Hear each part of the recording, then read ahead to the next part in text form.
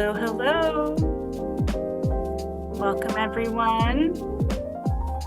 I'm gonna pause and stall for a little bit while people find their link, do their Zoom uploads. For those of you coming in, to our attendees, you should be able to use the chat. Go ahead and say hello there, put your store name in, tell us where you're from. Thank you so much for joining us. I see the numbers jumping really fast. It's so good to have you all here. All right. Wow, we're almost all the registered attendees are already here. So I will go ahead and get started. Hello again. I am Hannah Walcher, Executive Director of CALIBA, the California Independent Booksellers Alliance. It is my pleasure to welcome you all here tonight. We have a mix of booksellers and readers from across the country in attendance. So I'm going to tell you a little bit about CALIBA and the Golden Poppy Awards. CALIBA is a regional trade organization for California independent booksellers whose mission is to promote the vitality, diversity, and prosperity of independent bookselling as essential to the life of our communities. The Golden Poppy Awards were created in 2020 with the goal of elevating California voices and recognizing the unique and diverse talents within our state. Each committee is made up of booksellers throughout the state and tasked with developing a final ballot that is voted upon by CALIBA's bookstore members and their employees. This year, we had a record number of books submitted and votes cast. So we owe a big thank you to our committee members for their hard work and all the books that they read.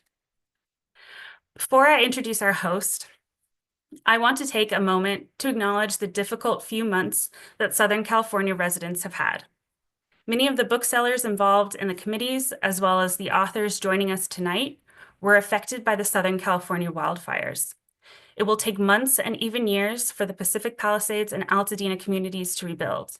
In an effort to support our booksellers affected, CALIBA has partnered with the Book Industry Charitable Foundation, also known as BINC, to create the Golden Poppy Wildfire fundraiser.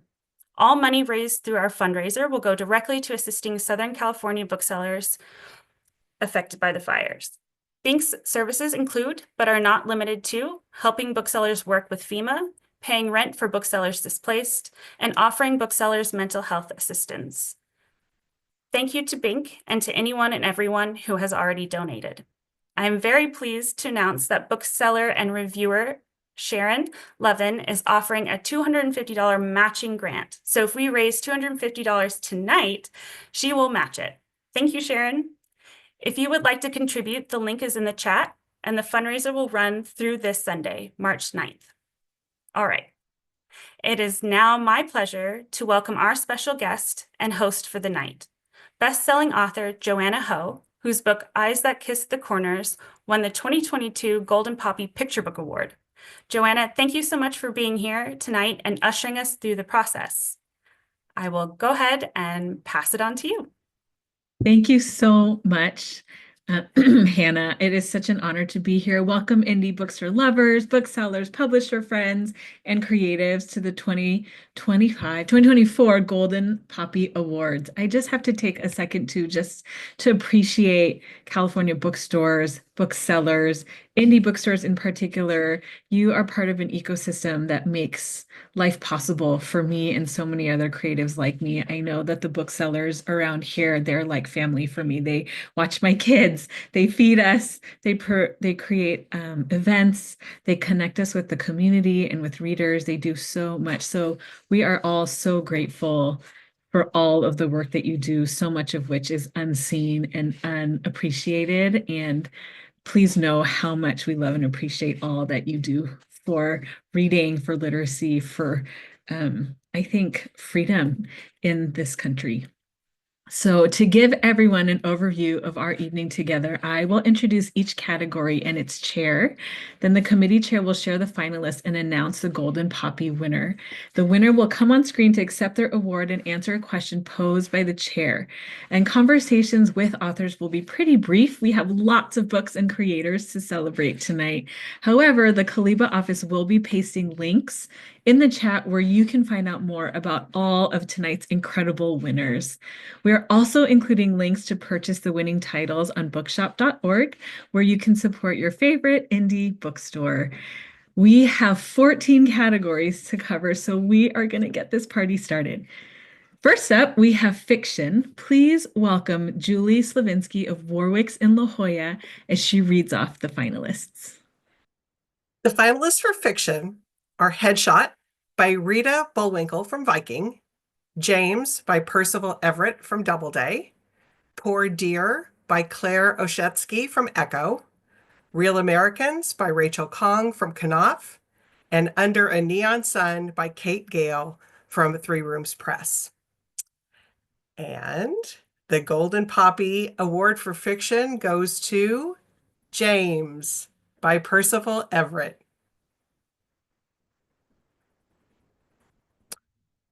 Hi, James. Congratulations.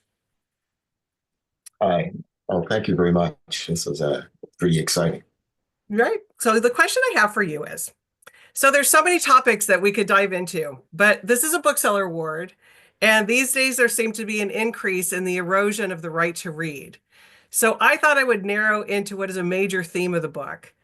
When Jim is on the raft, he's afraid of being caught reading. It's such a powerful scene.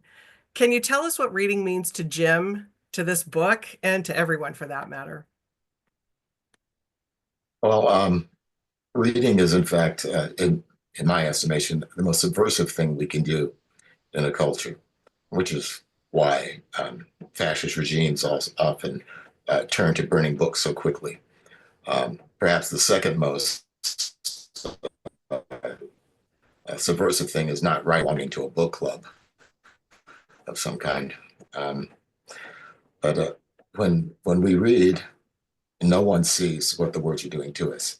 Even if someone reads over our shoulders, the stories we consume are works of our own and speak to us in ways that no one can be privy to. Literature makes us think, and that's the most frightening thing to people who would control us. So true. Thank you so much. Thank you. We all love James. Thank you so much. I'm honored and flattered.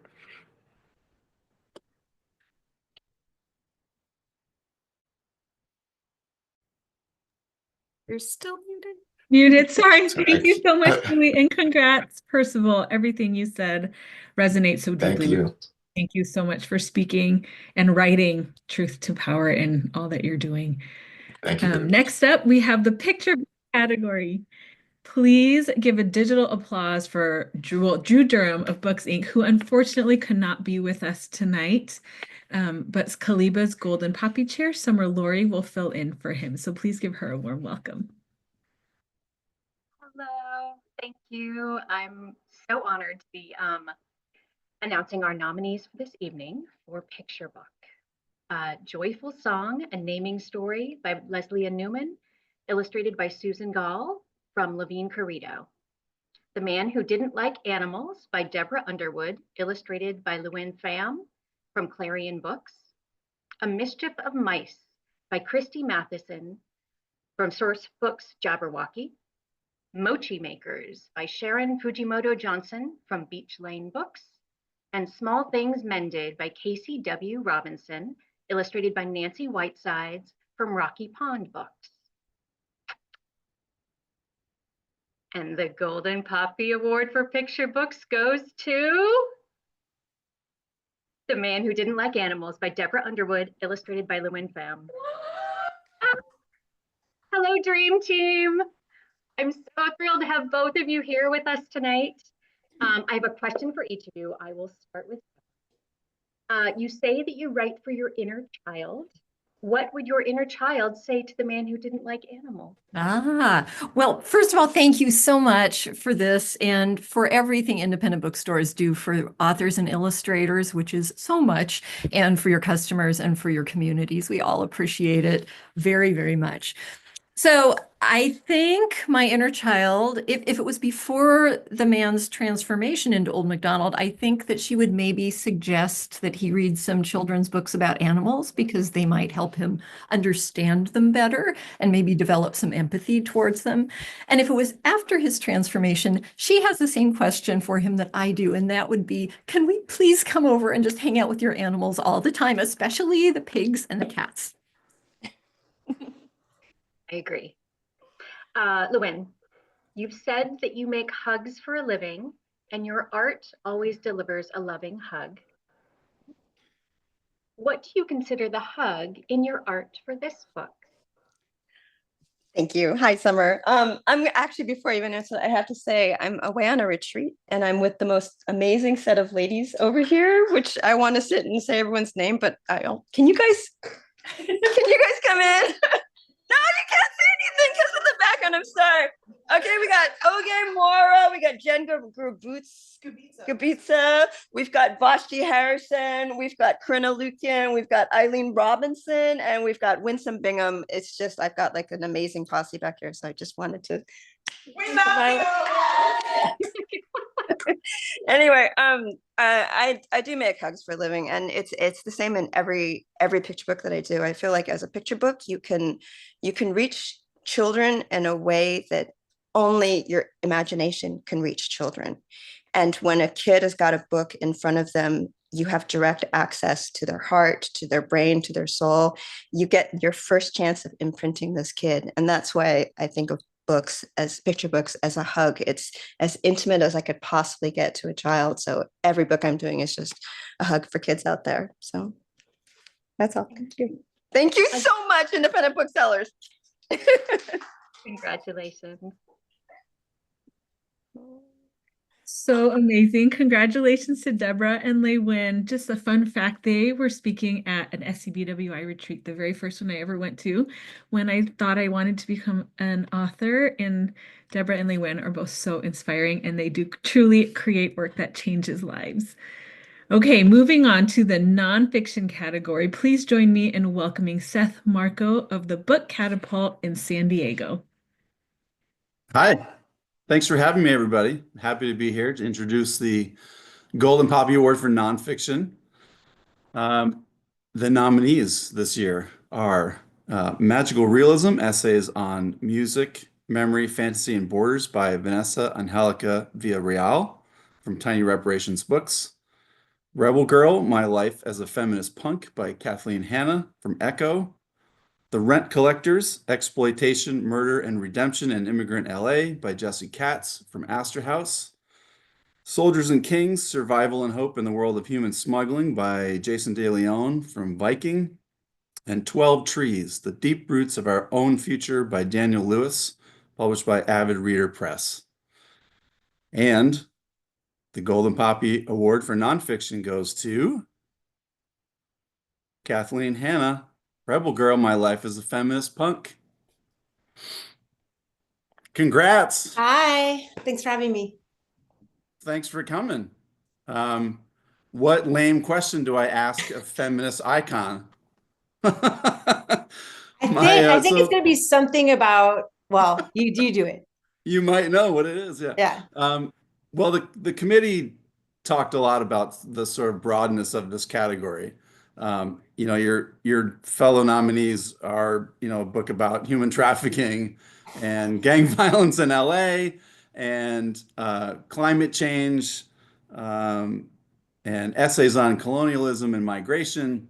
So my question really is, why do you think that your story, your book, resonates so much with not just indie booksellers, but also with our communities? Because it's sold really well, I think, all over California, which is pretty cool. But why do you think that is? What is it about your story, do you think?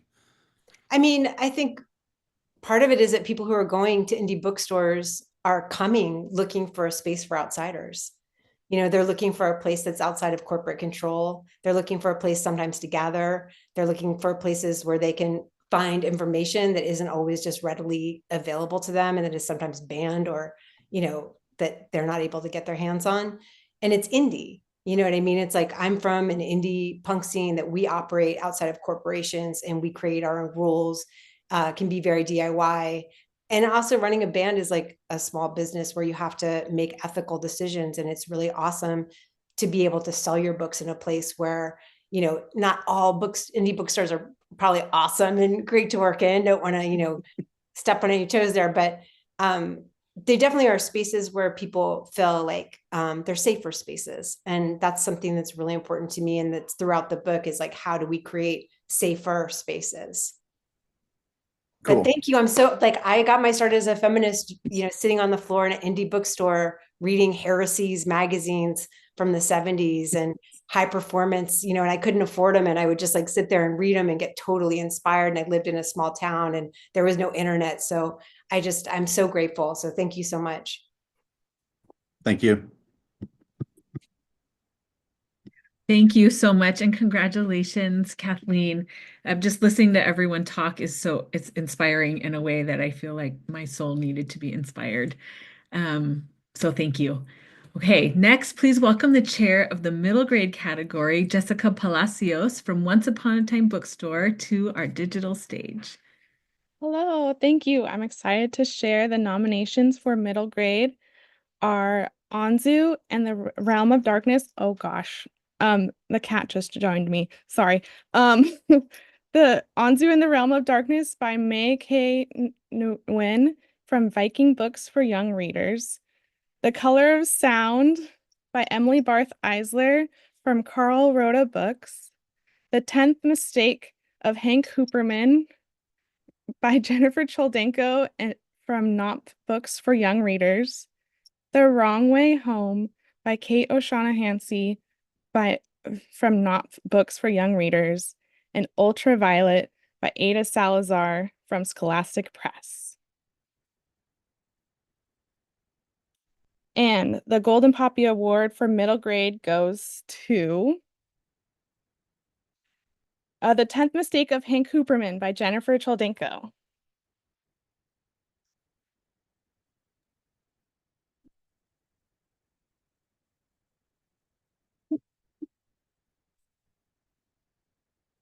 Hi, Jennifer. Hi. So, the question we have for you is, how can we help kids find books that let them be kids while also honoring the difficult situations they can be in? You gave me the hard one, I think. Well, first of all, I wanted to say I'm a third generation native Californian. I grew up at my father's favorite bookstore, which was Pickwick Books in Hollywood. I launched my first book almost 30 years ago in children's book world. And I launched The 10th Mistake of Hank Hooperman at Sausalito Books by the Bay. And if I haven't been to your bookstore, invite me. I love you all because I don't think I literally would still have a career without you. So I'm really touched by this award. As far as the question, the research I did on foster kids, it was really clear they want to be treated like regular kids. So I don't think like coming out and saying, oh, this is a book for you is probably such a great idea. I'm a big fan of having 3 books to hand sell and having them be very different books so they can make a choice between 3 and not feel like they're targeted. You know, when adults get older, they might want they are very happy to say, oh, I had a dysfunctional childhood, but not when you're a kid. You don't, that's not what you want to broadcast. So this is a book about a good kid in a bad situation. I would say to the kids, you'll race through this book, but along the way you might cry. So if you like those kinds of books, and a lot of kids do, like contemporary tear-jerking books, then this is the book for you. I think a lot of kids relate to it because there are a lot of kids out there trying to do the right thing and it's not working out. And that's something actually I respond to also, and it was probably why I wrote it. So anyway, thank you so much. Thank you. Thank you and congratulations, Jennifer. Okay, next up we have the mystery category. Please welcome Elisa Edwards of Napa Bookmine as she shares our finalists. Thank you. The finalists in the mystery category are Guide Me Home by Attica Locke from Mulholland Books, The Hushed by K.R. Blair from Blackstone Publishing, Listen for the Lie by Amy Tintera from Celadon Books, The Stars Turned Inside Out by Nova Jacobs from Atria Books, and The Whitewashed Tombs by Quay Quarty from Soho Crime. And the Golden Poppy Award for Mystery goes to Listen for the Lie by Amy Tintera. Hi, Amy. Hello. Hi. So when you began writing, did you know what had happened to Savvy, the murder victim, or did you need to write it in order to discover who the killer was? Well, first of all, let me just say thank you for this award. I grew up in Texas and I set Listen for the Lie in Texas, but California is my chosen home now, so this really means a lot. And in terms of if I knew who the killer was, it was my first time writing a mystery. I come from young adult where I had written a bunch of sci-fi fantasy novels. So I decided to just jump right in, and I was like, I'm just gonna start writing and I'll see if I'll figure it out along the way. And I wrote like one page and I said, that's a mistake. That's not how you can write a mystery. So I sort of took a step back and thought about what am I trying to say? And I felt like I had a pretty big message about female friendships and their complexities that I wanted to explore. And so I sort of thought about that, and I thought about why the person who killed Savvy would kill her, and I worked backwards and came up with someone and started again. Nice. It's great to get insight into your thought process into a book that we loved. Oh, thank you. Thank you so much. Thank you, Elisa, and congratulations again, Amy. Your book writing process sounds a lot like mine sometimes. Love that you ended up with something so powerful. Moving on to the young adult category, please welcome Sharon Levin of Reach and Teach. Thank you. We are so excited by our finalists. First, Bright Red Fruit by Safia El Hilo from Make Me a World. Everything We Never Had by Randy Rebai from Kokila. Kill Her Twice by Stacy Lee from G.P. Putnam Sons Books for Young Readers.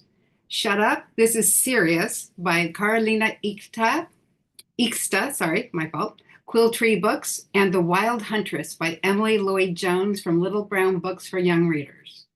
And the Golden Poppy Award for Young Adult titles goes to Everything We Never Had by Randy Rebai. Congratulations, Randy. This book is phenomenal. Thank you. Thank you. There's so much to say and so many questions. It was hard to choose one, but we did. Your book follows 4 men in 4 different decades. It covers a lot of history that is not widely taught, especially not here. What kind of research did you do? Yeah, well, thank you so much for the award to begin with. It means a lot to me, especially as a California transplant. But yeah, in terms of research, kind of a lot of like what you would expect at first, right? Like reading as much as I can online about the different time periods and different places, reading newspapers of the time periods, looking at photographs, watching documentaries, all of that kind of stuff.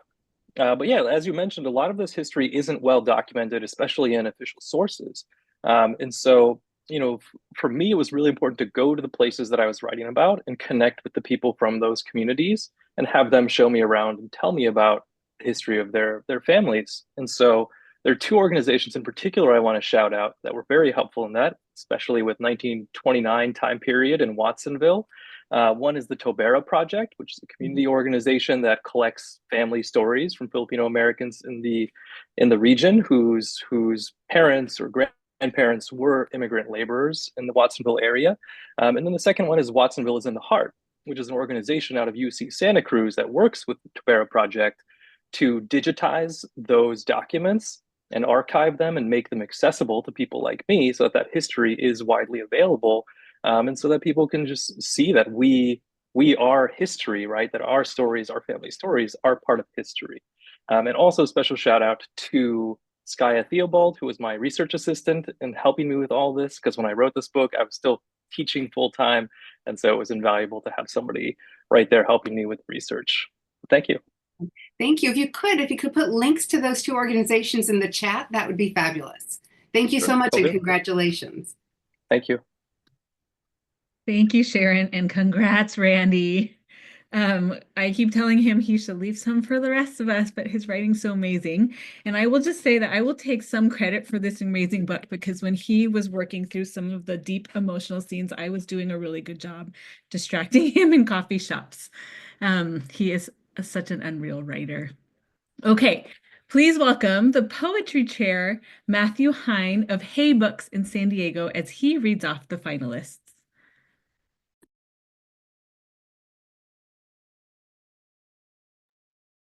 Hello, hi. It's a pleasure to be here. Here are the finalists. Bad Mexican, Bad American by Jose Hernandez Diaz on Acre Book.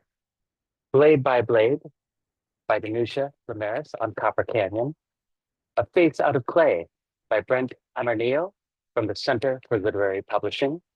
The Palace of 40 Pillars by Armin Diadian from Tin House Books. And Woke Up No Light, Poems by Layla Motley from Knopf. And the Golden Poppy Award for Poetry goes to Woke Up No Light by Layla Motley. Fabulous. I'll just, before I swing it back to Valentina, I will just say a couple things that the judges on this fabulous committee said about this book. I'll just say, quote, I feel like I don't know what poetry even is anymore, as good as it gets. So it was a pleasure to judge this. What a pleasure. Valentina, do you have a video or anything? Yes, one moment. Great. It was. Hi, my name is Layla Motley and I'm the author of Woke Up No Light. Thank you so much to CALIBA and to all the booksellers out there for honoring this collection with this award. I'm so sorry I can't be there with you all tonight, but I am eternally grateful for all of the work that you do and for the love and support to this book.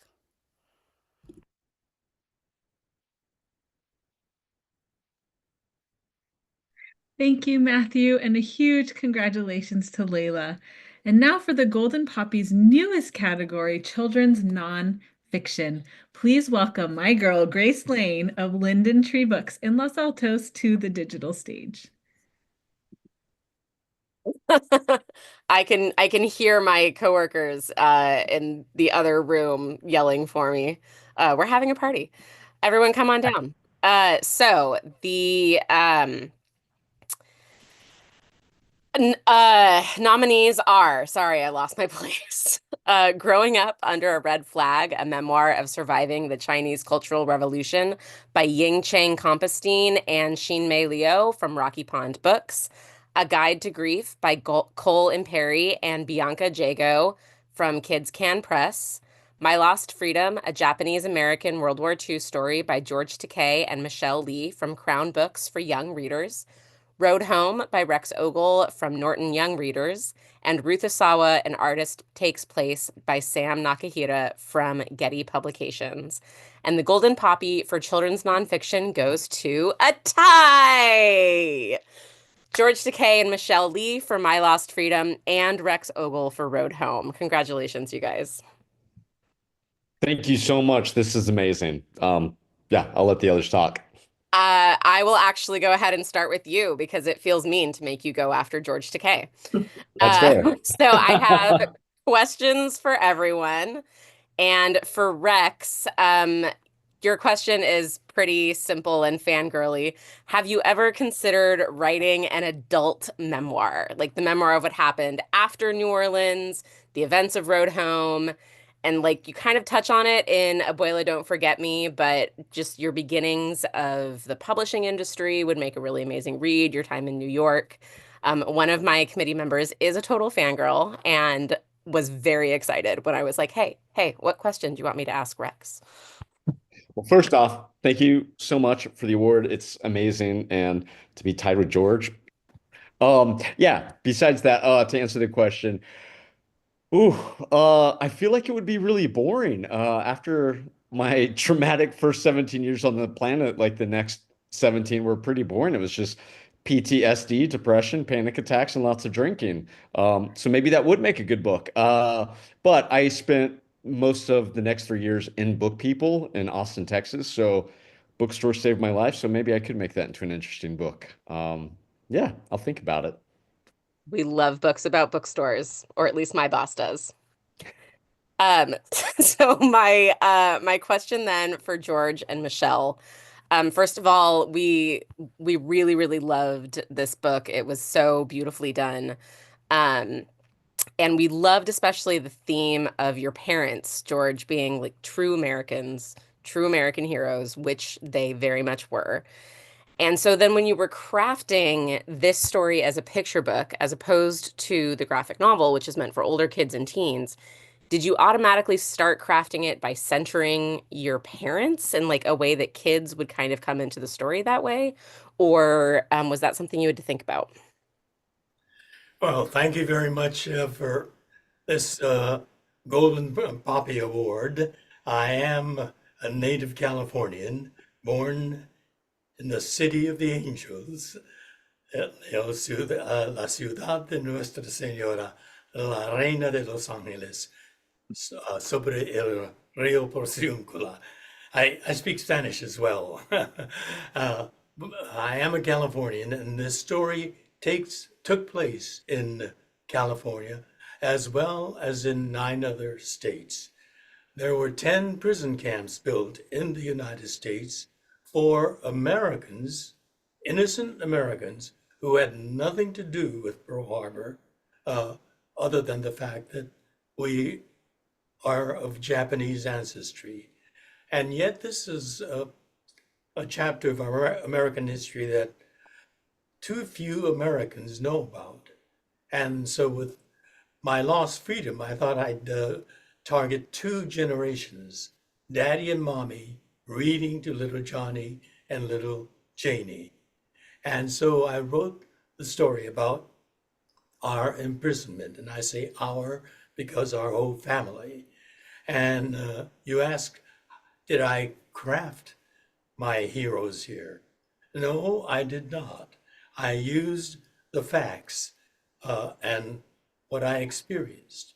I experienced the imprisonment as a child, a 5-year-old child, when we were forced out of our homes by U.S. soldiers pointing their bayonets at us.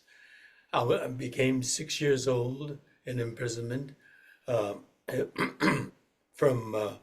We were first taken to the horse stables of Santa Anita in Arcadia, and then taken to the camp farthest east in the swamps of Arkansas. Yes, the swamps, all the most God-forbidden places. And then from there we were sent to the harshest camp in Northern California, right by the Oregon border, called Tule Lake. And so this is a story that most Americans still to this day don't know about. I wanted to share this story, and I made my heroes my parents because that's what they were to a 5-year-old from 5 to 8 years old. They were our security. They were our stability.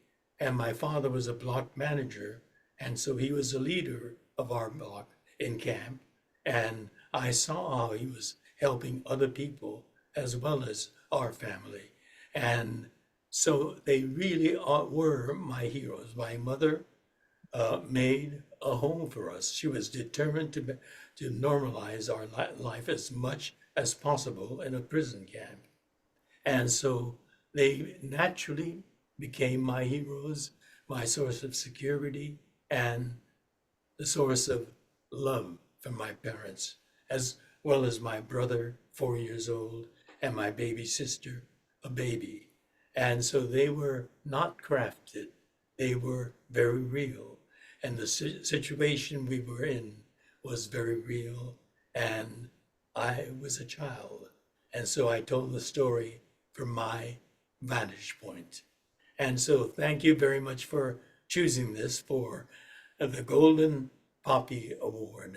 And this was illustrated by an enormously gifted artist who lives in Los Angeles, right where our story began and where it ended. And that's Michelle Lee, who's going to speak on her contribution to My Lost Freedom. I'll just pop in to say, like, congrats to Rex, and also thank you to the CALIBA committee for recognizing our picture book.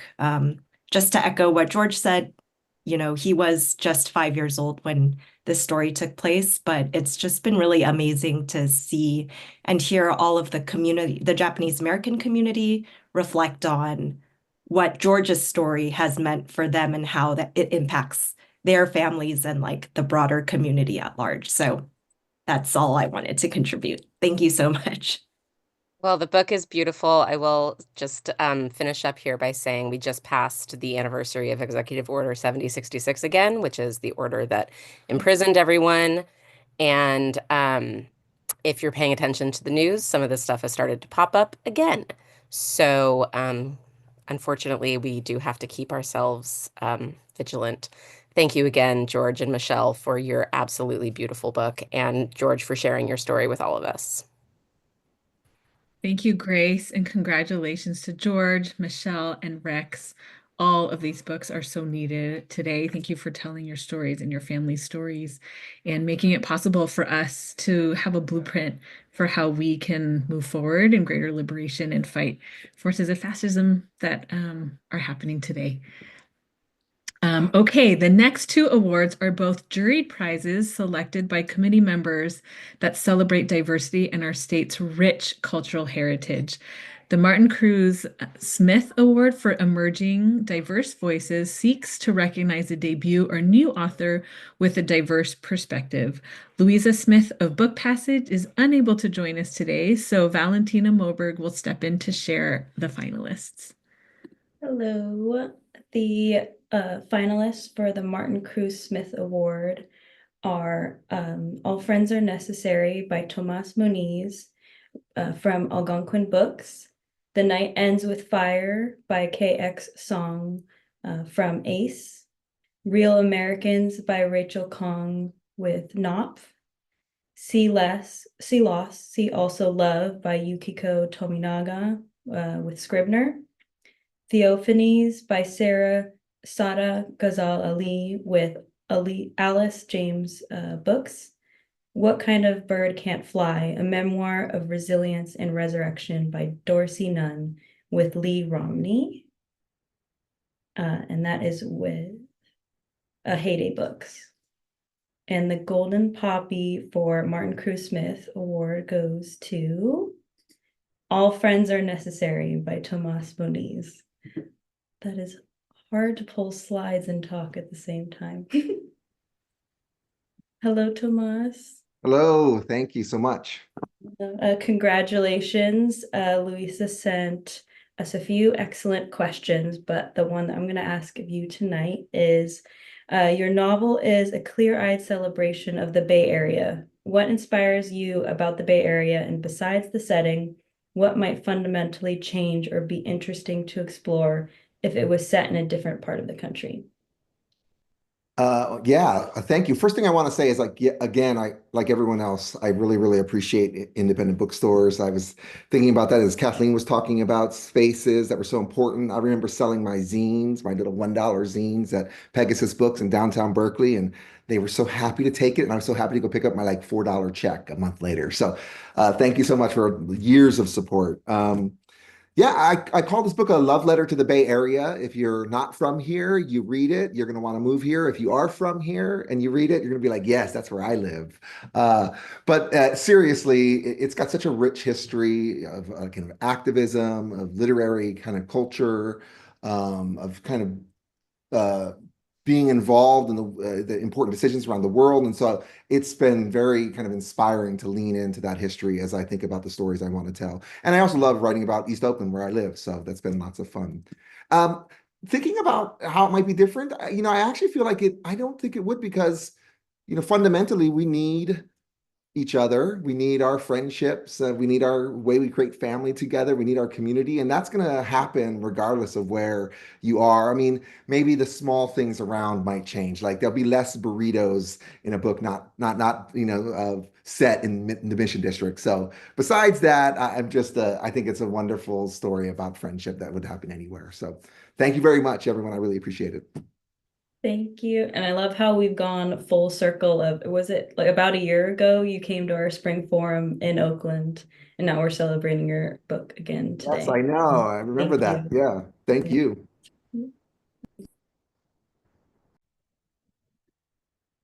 Thank you so much, Valentina, and congratulations, Tomas, fellow Bay Area resident over here. So love that.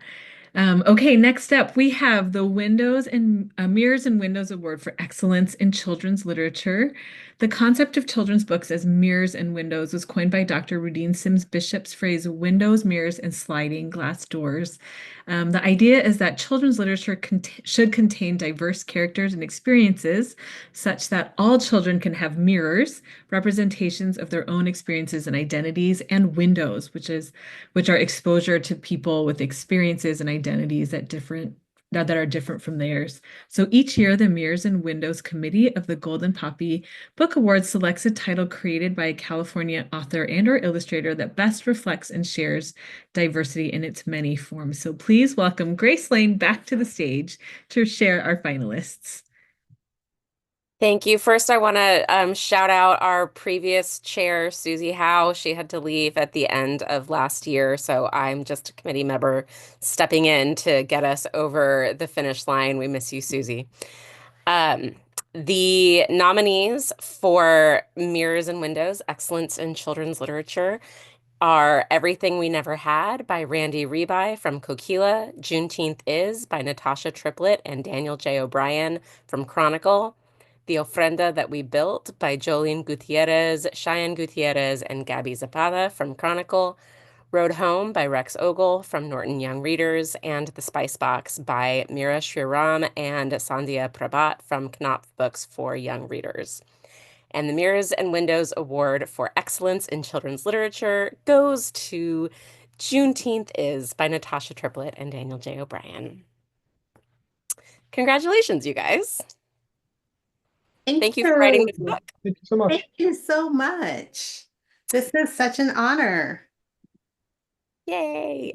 So one of the things that really drew the committee to your book is like just the joy of celebrating Juneteenth. And it really jumps off the page, both in the words that you wrote, Natasha, and in the art that you gave us, Daniel. And it's really interwoven so well with the seriousness of like why we have Juneteenth, like how the holiday began, why it's important, and of course, where the country is at now in regards to how we're treating Black people. So we're curious because I wanted to grab our copy, and we only have one copy left right now. We sold out, and we had to very quickly get another one. So I wanted to have the page here with me, but the page particularly that always jumps out to me is the page where they're marching, and you really see like the flow of time from when Juneteenth began at the end of slavery, to today. And we were just sort of wondering the collaborative process between the two of you to create this really seamless story. Yeah, well, first of all, I want to say thank you so much to CALIBA and the California Booksellers. You guys are amazing, and I always feel so honored every time I get to walk into one of the independent bookstores. I'm always met with so much love and so much grace. And so thank you guys for championing our book. We appreciate it so much. I'm just thrilled that some of the things that I hoped would emanate off the page resonate with you. I purposefully wanted to write something that did speak to the joy, because a lot of times we are in situations as Black creators where people kind of pigeonhole us into writing about trauma without realizing that we are whole people with whole lives and whole experiences. So it was really important to me to just share the joy of this family and how they celebrate and pass down history and treat serious topics. So I'm really glad that resonated with you. I will let Daniel talk a little bit more about the collaboration piece. There's the page you were talking about. But I just want to say that it has been so amazing to work with Daniel. I am so honored, and Chronicle has put together this team of him and I, and we align so much. We didn't know each other or speak before the book came out, but he's an incredible person, and I'm just grateful to be on this journey with him. Well, thank you so much, Natasha. I can't, this wouldn't be possible without Chronicle bringing us together. And to answer about the collaborative aspect, that also goes back to Chronicle in terms of putting us with a really great editorial crew, Elizabeth Wachowski and Jay Marvel. They were absolutely amazing in terms of passing on the manuscript to me and give me carte blanche to put what I needed down on the page. And giving it back to Natasha, few notes back and forth, but making sure that we both felt comfortable moving forward when it came time to move to the final. And it just so happened, I consider it like kismet, where after everything was all said and done, Natasha and I got together, we got to sit down and meet and realize that we shared very similar backgrounds in terms of our diverse backgrounds. Like we're both Caribbean American, we're both mixed race, and we realized, even though we didn't know it in the moment, we wanted to meet that same end goal in terms of what we were putting on the page, to show the joy, but also show the seriousness, and also to show the diversity that we see every day in our lives, in our family, and understanding that celebrating Juneteenth is not only a Black holiday, it's an American holiday. And that should be shared with everybody, because it's the age-old saying, we are going to repeat history if we don't learn it. I know I'm butchering that phrase, but essentially we are doomed to repeat things that we do not learn, essentially. And I mean, yeah, that's it. The collaborative process it was just amazing. Like, I'm bragging when I say working with Natasha, Elizabeth, and Jay Marvel were probably the easy experience I had ever had putting together a book. And it shows on the page. It really does. It's phenomenal. We loved it so much. And I love hearing that your experience with Chronicle, which as Summer pointed out, is also a California publisher, Go Chronicle, was that great. So thank you again, you guys, and thank you for this book. Thank you. Thanks, Grace, and congratulations to Natasha and Daniel. It's, again, just food for the soul. Love to see the way that joy and community and collaboration are centered in this art form and on the work that you've created. And it's such a beautiful reminder that those are ways that we can move forward and continue to push in these times now, and to remember and to celebrate and keep alive history that is so actively being erased. Okay, now for the romance category, please welcome Summer Laurie as she reads off the finalists. Hi, Summer.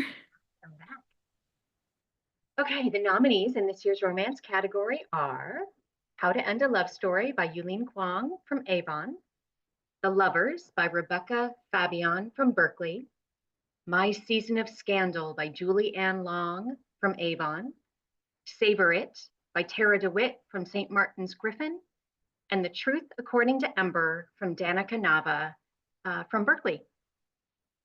And the Golden Poppy Award for romance goes to How to End a Love Story from Yulin Kwong. Welcome, welcome. Oh, thank you so much. Hello, thank you. Thank you for being here. Congratulations. We are so thrilled that CALIBA members overwhelmingly love this book as well. I have a question for you. So they say, write what you know. And your experience in movies and writers' rooms contributed authenticity and nuance to those scenes in How to End a Love Story. Can you tell us what else your experience in Hollywood has done to help or hinder your writing of this superb enemies to lovers romance? Did you have to learn something new or unlearn something to craft this debut novel? Well, first I want to say I have been in love with indie booksellers ever since Kathleen Kelly in You've Got Mail. I think you guys are all heroes, and I'm lucky to live in a place with so many really great indie bookshops. So thank you so much for all the work that you guys do. And thank you for this very thoughtful question. I would say in terms of like what was useful to me from my job is like as a screenwriter, I think I've been taught a lot about economy of language and economy of scenes, and anything that doesn't move the story forward doesn't belong on the page when I'm writing a screenplay. And so when it came time for me to draft, it was kind of with that relentless beat in my head where it was like, okay, we'll just skip all the boring parts and we'll keep going. And I think that helped make it feel propulsive. But in terms of what I had to unlearn a little bit, I remember my editor, who's great, Carrie Farron, she would scrawl in the margins all her notes and she would always frame them as questions. And she kept writing, what does it smell like? And that was because as a screenwriter, I never think about what things smell like because you can't see or hear that on the screen. And so I ended up doing this exercise for a month where anytime I went anywhere, I would describe the way it smelled in my journal, so that I would have some practice, and then I infused it all back into the book. But those are the main things. Thank you. Well done. It felt we were right there with them. Congratulations. Thank you so much. Thank you. Thank you, Summer, and congratulations, Yulene. I am going to steal that writing exercise. That's brilliant. Next up, we have the Octavia E. Butler Award for Science Fiction, Fantasy, and Horror. This award honors the Pasadena-born author whose keen writing has coined her as the mother of Afrofuturism. These genres are so unique, but there's one thing in common between science fiction, fantasy, and horror, from meditations on motherhood, homophobic monsters, artificial intelligence, choosing your own destiny, and boldly queer retellings. These stories allow us to view our world through a vastly different lens.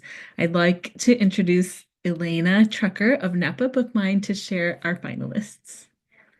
Hi, everyone.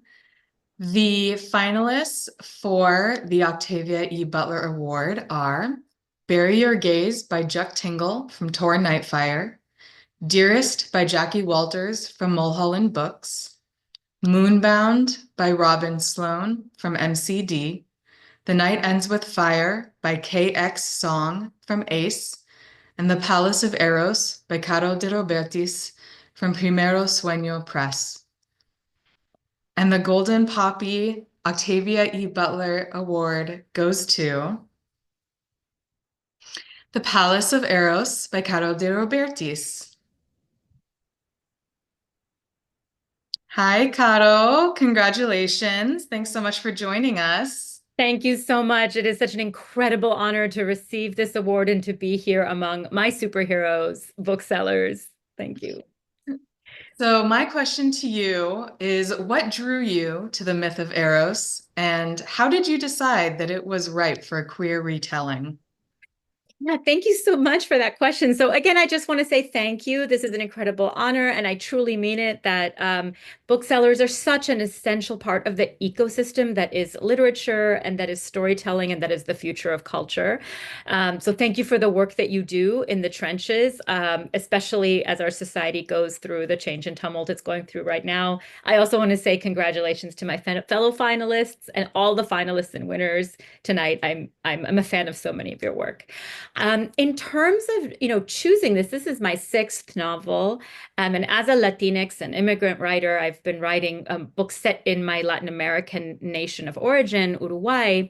And for this book, this is actually a story that I had been obsessed with for 25 years without entirely understanding why. It's the story of Psyche and Eros, aka Cupid, the god of desire. And it's a very passionate love story, which involves them having a transgressive love that can only express itself under the cover of night in the secret bedroom. And the moment that I changed Eros's gender and reimagined the god Eros as a genderqueer, non-binary lesbian goddess, all of these urgent burning questions opened up under the story about, what it means to hide in order to express your whole love, what it means to hide to express your whole gender, what it means to want to live in the light, but also be safe, to belong, but also be free, which are questions that feel very urgent to me personally, as a queer and genderqueer person, as a person who identifies as trans, and as an immigrant.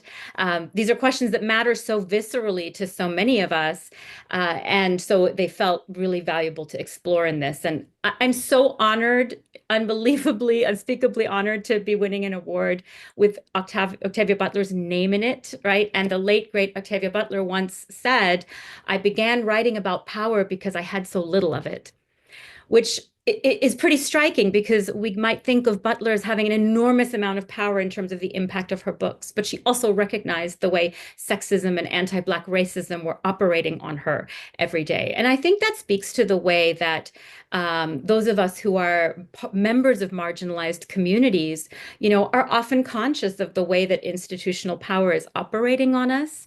And yet we have stories and we have the word. And so I'm very grateful for the realms of speculative fiction as a space in which we can imagine ourselves back into the archives where we've been silenced, and also imagine ourselves into the future and imagine new worlds. That's so beautiful. Thank you so much, Caro, and congratulations again. Thank you, Elena, and congratulations, Caro. I just feel so inspired. I think as someone who usually writes for kids, adult authors can be really intimidating. And listening to everyone speak tonight, I just want to be everyone's friend. You're all inspiring in your work and the way you think about the world and the way you articulate, and the power of the art that we're all creating for everyone. Okay, the Glenn Goldman Award for Cookbooks and California Lifestyle is a tribute to longtime bookstore owner and friend Glenn Goldman. Goldman was the owner of the iconic bookstore Book Soup, which he founded in 1975 on Sunset Boulevard. Stacey Gould of Ruby's Books in Folsom will first share CALIBA's finalists for Glenn Goldman, California Lifestyle, and then the finalists for cookbooks. Thank you so much to everyone for being here tonight.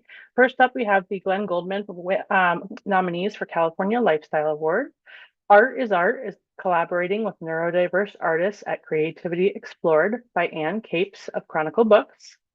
Bolorama, the Architecture of Mid-Century Bowling by Chris Nichols and Adrian Biondo of Angel City Press. Chipped, Writing from a Skateboarder's Lens by Jose Vadi from Soft Skull Press. Giant Robot, 30 Years of Defining Asian American Pop Culture by Eric Nakamura from Drawn and Quarterly. And Portal, San Francisco's Ferry Building and the Reinvention of American Cities by John King from W.W. Norton and Company. And the Golden Poppy Award tonight for our Glenn Goldman California Lifestyle Award goes to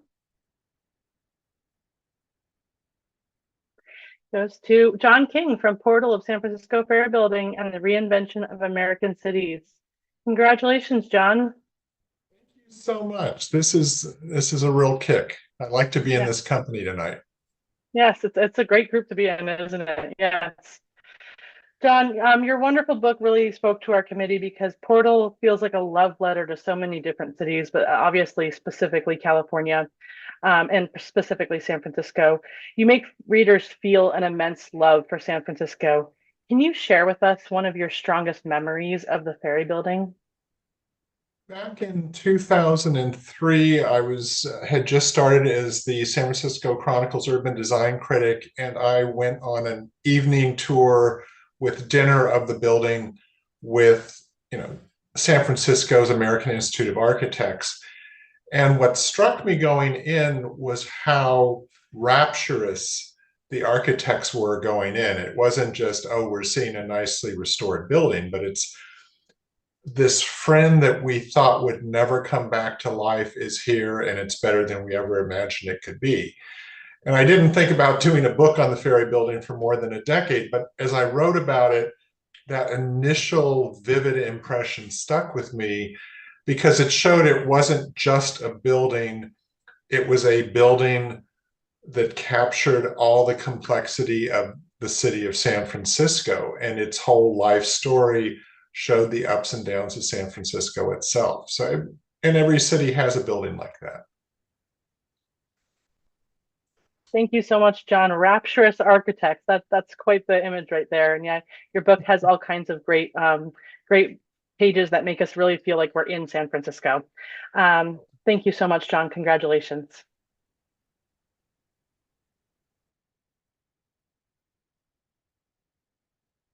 And next up, we have the Glenn Goldman nominees for our cooking category. First, we have the California Farm Table Cookbook, 100 Recipes from the Golden State by Lori Rice and Countryman Press. Convivir, Modern Mexican Cuisine in California's Wine Country by Rogelio Garcia and Andrea Lawson Gray of Abrams Books. Desi Bakes, 85 Recipes Bringing the Best of Indian Flavors to Western-Style Desserts by Hital Savada from Hardy Grant, North America. Make It Fancy, Cooking at Home with Saad Papi, a cookbook by Brandon Skier and Simon Element. And Nosh, Plant-Forward Recipes Celebrating Modern Jewish Cuisine by Micah Siva and Adina Sussman from the Collective Book Studio. And the Golden Poppy for the Glenn Goldman cooking category goes to Mika Siva and Adina Sussman from the Collective Book Studio. Congratulations. Thank you. So happy to have you here with us tonight. Thank you for coming. I love the cookbook. The committee was really enthralled with the gorgeous pictures and the recipes that all worked so well. We all know that food is such an important part of Jewish culture. One of the things that we really loved is that Nosh speaks to everyday cooking, not just recipes that you would use for holidays. And that's really, really fabulous. Thank you for bringing those to all of our attention for every day. My question for you is, since this book was published, have you received, or what was some of your favorite feedback that you received from readers about turning these traditional Jewish recipes into vegetable forward recipes? Yeah, and I think on the point of everyday cooking, I think in the Jewish food world as well, there's always a holiday and there's always Shabbat every week. So Jewish food really is an all year round food. And since it came out, yesterday was my book birthday. I've done over 50 events, been to over 36 cities. So I've heard a lot of feedback from community members, and it's been so much fun to speak to readers and to home cooks who just eat differently than their parents did or their grandparents did, similar to my own story. And they've always just felt a little bit out of place at the holiday table and not really sure where they fit in if they don't eat some of the traditional foods. And so being able to reconnect with such an integral part of their Jewish identity through food and kind of re-explore their connection to their Jewish culture has been so exciting. And there is no better way to foster relationships than by breaking bread. And so being able to infuse a little bit of Jewish joy into the book landscape this year has felt so incredibly special as well. So I'm so grateful to have the support of the amazing booksellers. I know I've met many of you in person, and I'm just so grateful, and to just always know there's always a Jewish holiday around the corner. There's one in a week, and then 3 weeks after that. Just a lot of work for a Jewish writer. That's so true. Yes. And we really do feel the Jewish joy through your entire book and through all of the recipes. So thank you and congratulations on both your award tonight and on the birthday of your book. Thank you. Thank you, Stacy. Congratulations, John and Micah, and to all the finalists and winners of the 2024 Golden Poppy Awards. It has been wonderful being your MC tonight. And I just wanted to say again, booksellers, indie bookstores, everyone who works there, we love you. We're so grateful for you. Thank you for all that you do. Hannah, I'll let you take the stage again for your concluding remarks. Yes. Hi, everyone. What an amazing night. This is my first Golden Poppy Awards ceremony. So it's been lovely to see all the authors, see all the booksellers in the chat celebrating each other and thanking everyone for the hard work on both sides, writing the books, reading the books, and thank you to the booksellers who voted and got us here today. Thank you so much, Joanna. You did a fantastic job, moved us along. We're like 20 minutes ahead of schedule. So thank you to everyone for coming out tonight. And congratulations to all of our Golden Poppy Award winners and finalists. You can view all finalists on our website, link in the chat, and we'll be adding our winners tomorrow morning, or we'll be up late tonight adding them. Either way, they'll be up there tomorrow morning. Before we end the night, we have a few more things to share. First, we'd like to announce our winner for Best Golden Poppy Awards display, and that is Linden Tree Books in Los Altos, California.